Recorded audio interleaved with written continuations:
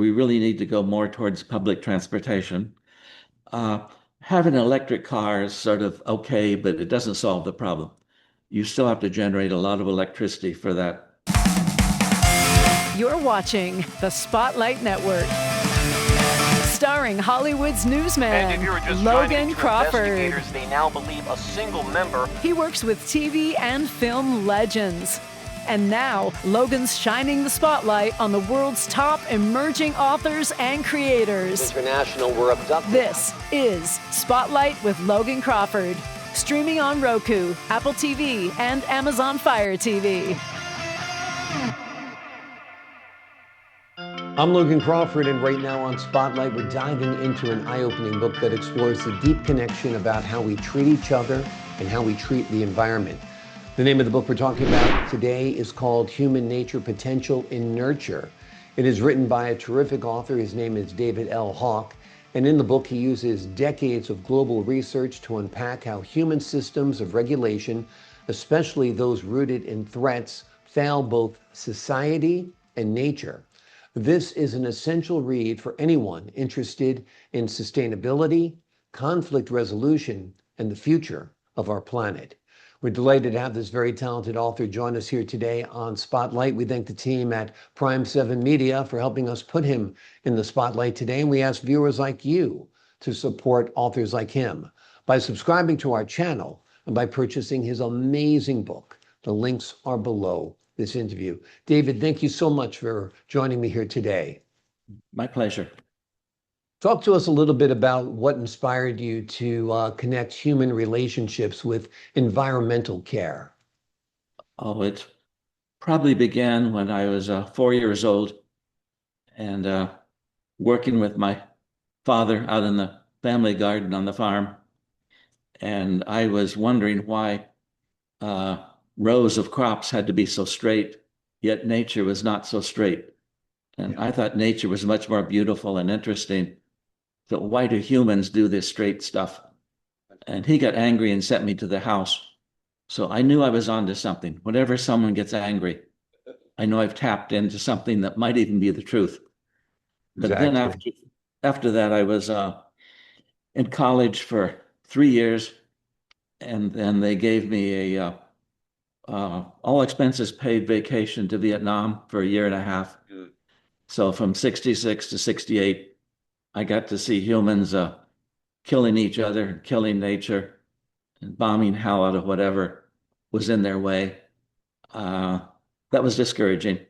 Yes. But then by the mid-70s, I decided to do some research on why humans were this way, why they do what they do.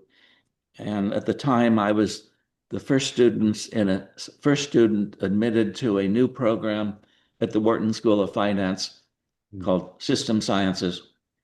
And so I entered that program as their first student.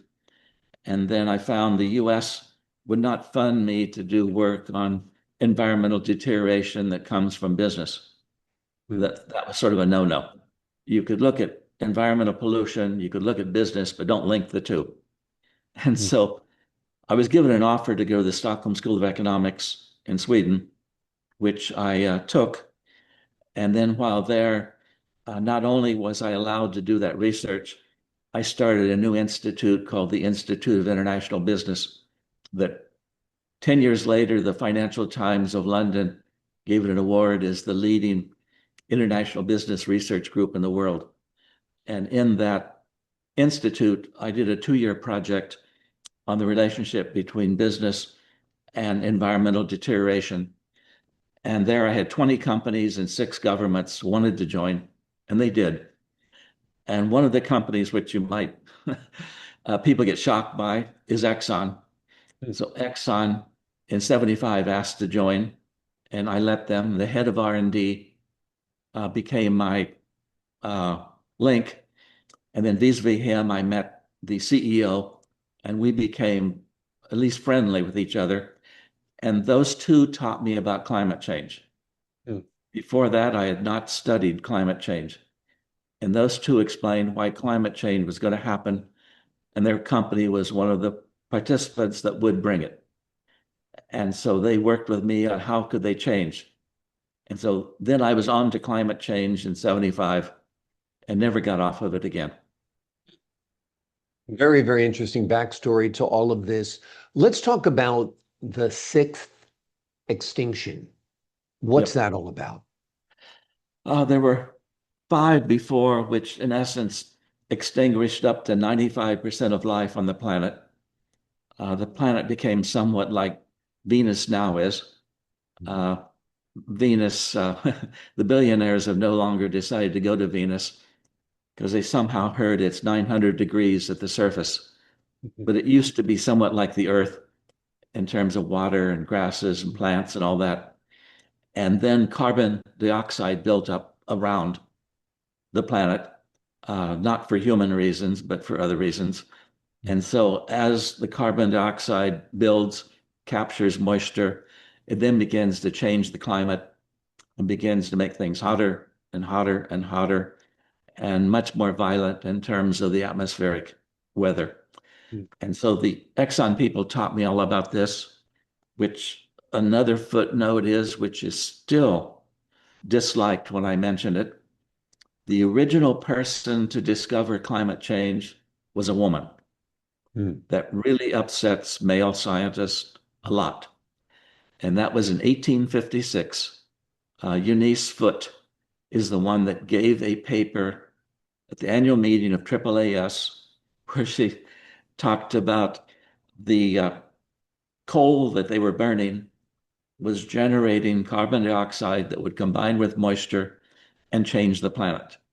And so because they didn't know she was a woman, they invited her to come to the annual AAAS meeting and give a scientific speech because what she said was very controversial, although they thought she was a he. When they saw it was a she, they asked the man next to her to give her presentation. She shouldn't. So he got up and gave it. And 3 years later, another man copied what she said without mentioning her name. 35 years later, another man became quite famous in Sweden for having discovered climate change. Again, he never mentioned her name. So that's a footnote that's important. And Exxon taught me that footnote. They introduced me to her work and showed me a demonstration of her work. So she was like my Joan of Arc. So How ironic that you learned so much about climate change from a company that no doubt has a role in adding to our climate change. Well, that CEO at the time invested someplace towards 100 million in doing research on environmental issues. And so now when the government studies that research, they find it actually was more accurate than what they were doing and most of what they've done since. But the new CEO that replaced this one, because this one started giving lectures on climate change, so they essentially fired him. And as they told me that we need a good Texas oil man. And so they went off and found a good Texas oil man to replace him. And then they did 180, of course. Right, exactly. Let's talk about what practical changes individuals can make to shift from regulation to nurture. Sure. We really need to move out of automobiles as we now use them. We really need to go more towards public transportation. Having an electric car is sort of okay, but it doesn't solve the problem. You still have to generate a lot of electricity for that, whereas public transportation is a much, much better way to go. And with that in line, well, I'm not sure if you know, but I was senior advisor to the world's largest construction company for 15 years, which is called China State Construction. And so when I worked with them, my major focus was on climate change and how they should adapt to it and deal with it. That's because I was a visiting professor at Tsinghua University in Beijing. And based on that professorship where I was trying to teach the Chinese about climate change and how to respond, that's their leading university, by the way. And then they hired me at China State Construction to be their advisor. And so I advised them on such things as when they build these major highways that connect China to the rest of the world, they should keep in mind that eventually those should be railways and not highways. And so eventually they should have high-speed rail around the world. and they believed me and they agreed. And so China has done much, much better than the US at the individuals meeting climate change, shall we say, scariness. Yeah. And because the government really believes that it is coming, it is well on its way, and humans will be greatly affected. And so if that sixth extinction comes, essentially no humans will be left on the planet and no trees, very, very little that's alive will be here. And if they doubt that, take a trip to Venus and look around. Yeah, exactly, exactly. It's interesting. I think when people go on vacation, they love to be in like walkable downtowns where they don't need a Yep. car. They can walk down a Sure. main street. They can Mhm. go to mom and pop shops. How Mhm. do we get back to the America I grew up in, where I grew up in a little city where you Mhm. walked to downtown to buy your food, your groceries, your clothing, whatever, and then you took the Mhm. train into New York City. Mhm. Um, and everything is so car-centric now that people don't even contemplate getting out of their cars to go into the city. Yep. People have been taught to drive around and look for themselves. So when you're on a highway, look at the other people driving. You'll Hmm. see people alone in the car looking for themselves. Yeah. And we somehow have to get over that. If you'd like something a little bit controversial, okay, very controversial, that for a long time I have been arguing that we need to give up the value system that brought climate change. That value system began around 1850 with the initiation of the Industrial Revolution. So industrialization, that the emphasis on machines and machines serving people really has to be gotten over. And so as I looked deeper, I found that value set or that emphasis came from masculinity. That in Hmm. essence, it was a continuation of masculinity. So I began to argue against masculinity. And the obvious alternative is feminine. And so I've been arguing to move towards values of the feminine and away from the masculine.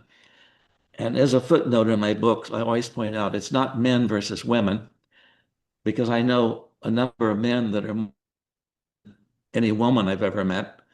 And I know a number of women that are more masculine than, so it's not really male versus female, Yeah. but it's It's the an value set. ideology, it's an attitude. Right. It has to do Yeah. with what you value. As we really need to get back to cleaning up the mess that the masculine created. And since 1850, and this is what Foote pointed out, since 1850, we have begun to destroy our context in terms of emphasizing the masculine. Hmm. And we have to get over that. And so public transportation is certainly one aspect, and there are many others. The idea of being nice is also crucial. Whereas when things get tough, we go the opposite direction. We become more mean and angry. Hmm. So how to go the other way? That's quite crucial. As you see in our leadership these days, it's more and more masculine, mean, angry, nation by nation. And that's what happens when people think they're in trouble in the future. Hmm. They look for someone that just like them is going to clean up. And of course, they only make it dirtier. Yeah. Amazing. Fascinating insights. The name of the book we've been exploring today is called Human Nature, Potential, and Nurture. It is an insightful, deeply researched exploration of how our treatment of each other and our planet are inextricably linked. David, thank you so much for joining me here today. To give you a small footnote, Sure. that the first book was written in 1979, Hmm. published by the Wharton School System Science program. That was my dissertation, and that was published because the dean said he was going to resign if that was ever turned into a dissertation. So the students in protest had it published. Wow. That book sat there in 79, and 40 years later, the publishers at Princeton University Press wanted to republish it because back then their president liked it, just like the president of Penn liked it. And so they wanted to republish it, but the title I gave them was Too Early, Too Late, Now What? Hmm. And the person there hated it. He said, that's very, very confusing. What a title, change it. Anyway, another publishing company picked it up and published it as Too Early, Too Late, Now What? That is now in the Library of Congress. A previous executive in the White House had it put in the Library of Congress on display. And then there were another 3 or 4 books that came after that. The most recent one is The Climate is Changing, Can Humans? The answer is no, I think. But that title was given to a person working in the vice president's office in the White House. That they were the ones that had reviewed it, and she gave it the title. And so that's a book, came out, I guess, in April this year. So can humans change as climate's changing? I don't think so. I think it's a bit late. Sorry. Hopefully not. Fingers crossed that it's not, for humanity's sake. David, thank you so much for joining us here today. Nice I to meet you. appreciate your time, sir. Nice meeting you as well. To the folks at home, I'm Logan Crawford, thanking you for your time this time until next time on Spotlight.